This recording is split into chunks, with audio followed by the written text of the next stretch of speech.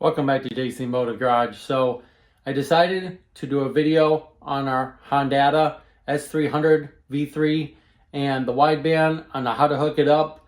This is my first time doing it, and I kind of fooled around with it, went on some forums, kind of figured it out. So I know a lot of people might be having trouble with this, so I'm here to help you out. So before we get in this video, hit that subscribe button. Follow us 1,000 subscribers. You can follow us on Facebook and Instagram at JC Motor Garage. So if you have any questions on Hondata S300, a little bit about tuning. I know I'm learning a little bit, but I'm learning as I go. So let's learn together and let's figure this out and hope this video helps you out. So let's do it. All right, so this is our 2000 Integra GSR. It's got a B18C1 in here. It's bored over. It's got Nippon Racing pistons, poured and polished head, 3-way valve job. It's got the Skunk 2 intake right there. We got 410cc RDX injectors with the fuel rail. We got the Dash 6 line that runs up underneath here. We have a 70 millimeter throttle body in it. It's got the Type R cams in it. It's got Megan Racing exhaust and ACL high performance water pump, and the Gates, the blue Gates Racing belt. So it's got the Gates belt in there. It's got the aftermarket Skunk 2, the high pressure for the VTEC. It's got that in here. We got a bunch of glow shifter stuff in here. So it's got a lot of stuff. We got an oil catch can on it. So this is our P75 ECU. It's chipped, and I put the VTEC switch in there right there. So I added VTEC to it because it's off a 95 LS. We went to OBD2B since it's a 2000, and we went to OBD1 right here. So this is OBD2B to OBD1 connector. We have the Hondata right there. So I'll have to grab the keys. So this is it's all hooked up. Got new capacitors and everything's all ready to go. Over there is our Innovate wideband sensor right there for the O2 sensor. So I'm going to show you how I hook that up and how to set up the parameters in the Hondata S300 smanger software. So let me go grab the keys, and then I'll show you how I did this. All right, so you can see our wideband sensor right there. So I'm going to turn on the key real quick, click it over, and it says heater. This is our oil temp, our water temp, and that's our oil pressure right there. So you can see that it's heating up right now. So it's on heater. So waiting to see. So it should show us a display any second now. All right, so it's showing right now. It's showing 22.4 because the car's not running right now. So when you go to install the Innovate one, I know on some of them, the Bosch ones, it's the white wire that goes to the your output source to your Hondata. So this was actually the yellow wire. The white wire actually goes to your headlight switch. Okay, so I'm going to show you the parameters that I did and how to set this up to get a good reading. Okay, so you can see right here. Let me click off this real quick here. Okay, so you can see right here, I'm going to hit this, and it's showing 1.51 right now. Okay, and -4 because the car's not running. So I'm gonna show you in a minute that it is that it does work.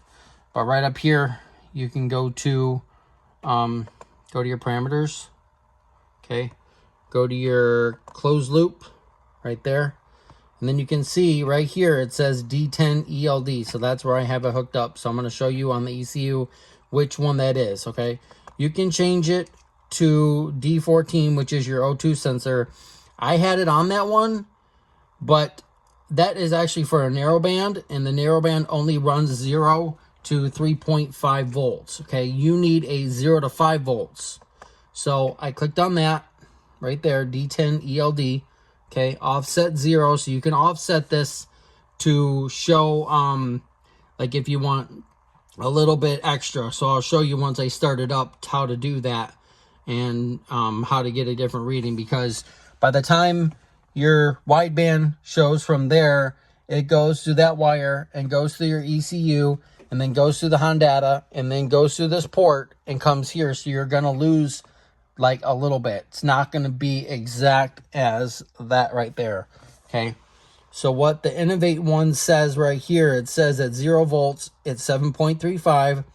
5 volts, there's no medium. There's no 2.5 or 2 halfway between. The one, like the AEM and the Bosch one shows actually the medium. So I'll show you those in a minute. So, and then 5 volts is at 22.39, okay? So 10 ELD, and then you got this set up, okay? So now you can go to your data log right here. Let's see, no. Go to your options right here. Go down to sensors right there. Go over to right here. Go down to, you see where it says wideband, okay? This is not going to say AF. It's going to say Lambda. Wideband Lambda, okay? You're going to click on that. And then right down here, you can see this is what it was on right there. Lambda volts right there. So this is what it was on when I first looked it up, and I was having trouble because it was showing Lambda volts, but it wasn't showing wideband. So this is right here. You click on this, and then you click on air fuel ratio, okay? So you can set that up. This is going to say right here, it's going to say wideband Lambda. So you can take off the Lambda and you can put A/F if you want to, okay? So you remember in the parameters under closed loop, the minimum at 0 volts is 7.35, and then your maximum is at 22.39. So that has to stay the same, like this one right here. So when you clicked out of this one, so once you get that set up, you'll go back to closed loop right here, closed loop advanced, okay? So closed loop advanced right there, you'll say D10 ELD. Do you see those numbers are the same for minimum and the maximum, okay? So when you go over to your display right here, you'll see that this is green right here. It was red. So in order to change that, you can go right here, go to properties, go down to where it says color right here, and you can change it to the green color, okay? Or you can leave it red so you can see it when you're tuning, okay? So now that I actually got it good here, see it says 22.21. Look at that. 22.24. So that's pretty close. That's pretty close. 22.24 versus 22.21. So once I start this up, you'll be able to see that this will change with it. Okay. So then that you can get your right here on your fuel table right here. You go back to fuel table. You can go to let's see right here. This is your data log right here. So you can go on right here, show target Lambda tables. Okay, so you want 14.7 and then 13.5. That's what your target Lambda should be at. Okay, so when you click on this right here, what you can do is, if this is showing something, you can go like this, and then you can hit Control L, and it should have got rid of everything. Yep, got rid of everything. So when you go to auto tune your car, you can do this, and it will show negative values or positive values or whatever. So you'll actually know on the fuel table what you need to change to make it to this 4.7 and this right here. So that's a little bit about that. So we'll get it started up here in a minute, but display. So see, it's showing 22.21 and then 22.4. So it's actually almost really good. So what you can do is to kind of make that just a little bit different if you want to. What we can do is we can go to parameters and see this right here. It says voltage offset. So you can go to 0.1. Okay. Click on 0.1. Save it right there. Save it. And then we'll go and load this back into there. Load this back into the car. So we're good. Now we'll display.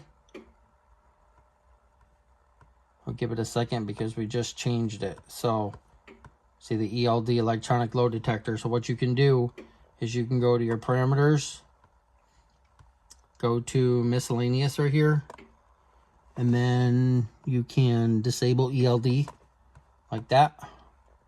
and we can upload this. So I'm going to get in the error codes right here. I'm going to get the electronic load detector, so it's not going to be up, but the heater for the O2 sensor. So that's what I took out. Okay, so let's go back to display. Let's click on this again, and let's see if this is going to change, because I just uploaded a new map. So we'll see. Well, not that I just uploaded that. So we'll go back to parameters. So we'll go to closed loop advanced right here, and then we'll change this. We'll just change this back to 0. So let's do this. Let's change this back to 0 since we were pretty close. But that's what you can do. You can set that 0, and you can set that offset so you can see exactly what the difference is here. So see right there, 22.21 and then 22.24. So that's what you can do.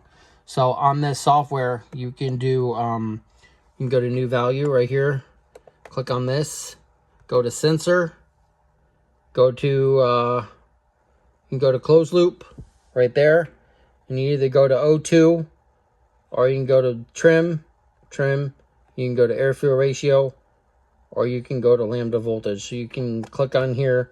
This will show you the lambda voltage right now. So at 4.9 right here. So that's what it's showing as your lambda right here, 4.9, and this is what's showing your air fuel ratio. So remember when I said right here, when you go to parameters, remember 4.9, okay, closed loop advanced, 5.0, so 4.9 would be about 2221, right? So back here, we'll go back to display, showing 4.9, and it's showing 22. So at 5 volts, it should be at 22.39. So we're not that far off. So that's just a little bit about how to hook this up. And I'll show you in a minute on where I hooked this up into. And then we'll start it up, and then I'll show you that it works. All right, so this is the yellow wire going from the wideband right here. So like I said before, some of them will have the white wire as an output. Some will have the yellow wire as an output. So white wire and yellow wire. So mine goes white to the headlights for the switch. This is actually the yellow wire. Okay. So when you look on here, you got the A connector, you got a B connector, and then you got a D connector right here. Okay. So I'll show you right now. I'll show you a little diagram of what it looks like and which one it's supposed to be. Okay. So you can see on this little picture right here, A, B, and D. Okay, A, B, and D. And then you can see which one goes to which. So you're looking for the D14, which is your O2 wire. I had it hooked up, but it wasn't giving me the right kind of volts. Okay, so I hooked it up to the D10, which is your ELD. So you have to disable ELD in your miscellaneous tab. Okay, so when you look at this right here, you can see A, B, and D. Okay. So when you look at this right here, you can count over from here, right here. You can count how many over from this side, but it's actually the one on the bottom, so you can see. But you can see that it is the bottom one, and it is from that side, because this one right here is your 5th one over, and this is your D14 wire, okay? So your ELD, which is your 7th wire over. So this is 5, and then 6 and 7. So don't count where the wires are missing. Count every little hole. Like right here, you can see that this one's missing. Count it. 1, 2, 3, 4, 5, 6, 7. So on the D connector on this side, it would be that one. So I spliced this one back in because it wasn't working. A lot of people said to use this one because this is a 0 to 5 volts. I don't have it heat shrinked yet because I wanted to make sure it was going to work before I heat shrinked it. So I just have some tape on it for now. So there you go. So this is how you do that. So if you have any questions, you can hit me up on JC Motor Garage on Facebook, Instagram. I got both my pages on there. I'm currently on Twitter too. So this is what it should look like. So when you cook it up, you should have a green light here, a green light here, and then these are your analogs right here. This one and this one. So this will be for like nitrous and your flex fuel and all that kind of stuff. You can also hook your O2 sensor, your wideband up into here, but it's just a lot of work. So, and I wanted to get it running so we can get the car running. So D10 wire, this is your yellow wire because I got Innovate wideband right here. So I hooked it to the D10 wire right there. So D10 ELD. Okay, and then you can see on there that how it was hooked up and everything. So that's just a little bit about how to hook a wideband in. You can see that right now, like I said, it's at 22.4 right here. And then it was at 22.1, so it's not that far off, 4.9. This is showing 5 volts right now. So, and another thing, make sure that you calibrate your wideband sensor. Before you put it in, it'll have it in the manual. It'll have the instructions manual how to calibrate it, because we put it in. This is my first time doing it, and I put it in, and we failed to do that, and this is what we were getting the whole time it was driving. So we thought something was wrong, but it says calibrate. So make sure you calibrate your O2 wideband sensor. Okay. All right, so let's start it up. All right, so we're getting ready to start up the car. So go ahead, hit that over so the O2 sensor will heat up. It'll go all the way on. It'll say heater right there. It says heater. Heater. And then right here, we'll be at 22.21. So let's go over to the, let's pick this up more. All right, let's go here so we can see what we're getting here. So right now it says Lambda voltage 0, 7.35. So you know that we're running right because we have 0 volts at 7.35, and that's what our parameters are. So if you go back in parameters and you go back here, right here, see 0 volts, 7.35. So go back into here, and you can see right there it says 0 volts at 7.35. So that's what we're getting. So far we're good. Let's go back to display. All right, what are we at? 22.4. We're at 22.15, 21. It's pretty close. So I got it pretty close. So right now we're on data log. Right here you can see the batteries going. So we're at 51 degrees ECT and the IAT, iron temperature. So we're at 4.9 right now because we're full. We're almost full Lambda. Right here, 5.0 is full Lambda. So go ahead and give me a start. And we'll see how close we are on this.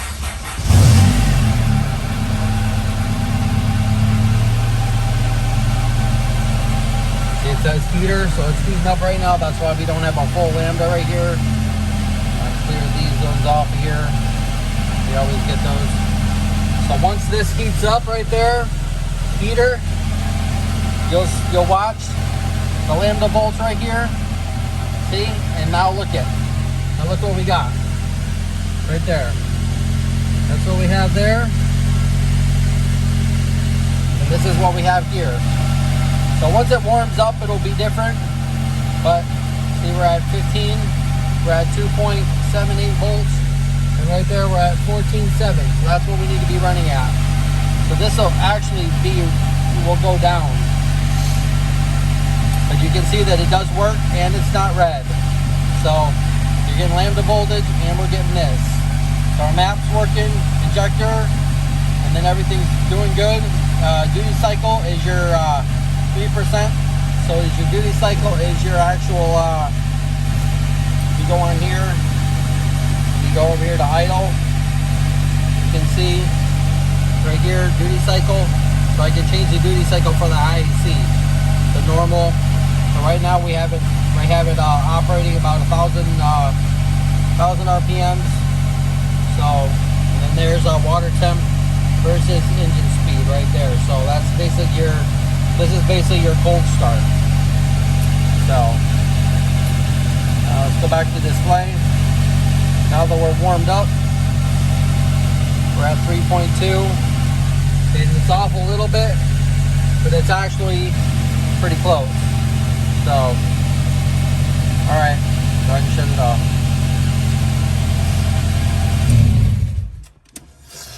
So you've seen right there the air-fill ratio versus the Lambda. So this is your Lambda, this is your volts that are getting. So at 0, we're at 7.35. And once it started up, it's going to take a while for, like I said, the signal could go from here to here. But this is basically the same it's the same going in there. It's just showing up different here, but it'll be the same as this. And then you can always go into the parameters, like I said, right here. You can always go into the parameters, and you can always change right here. Go to closed loop advanced right there. And then you can always change this offset. Once you get a good idle, you can always change this offset to, you know, 0.1, 0.5. You know, make sure it's 0.5 and not 1 volt, because that's going to make it way off, because it only registers 0 to 5 volts. Okay, so right there, 0 to 7.35. So there you go, 13.6. Let's see where we're at on the display.